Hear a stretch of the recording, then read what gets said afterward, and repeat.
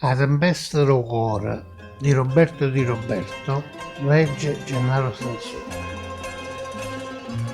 Cammina solo con un'ombrella aperta, arriva il mare e piove. E il mare è tempestoso e sbatte l'urlo in coppa a scogliera che le spruzza in faccia, un'acqua salata e fredda che si mesca insieme alle lacrime sue.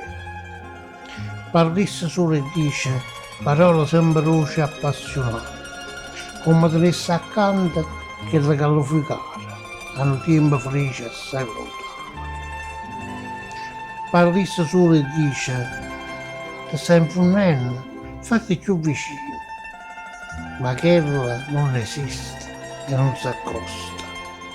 Issa le stende le braccia, se volesse accostare, ma niente, abbraccia l'aria, che solamente l'aria a fianco a essa sta. E cammina, perdendosi sperduto in da tempesta, che fuoco in tuo cuore, cielo e mare.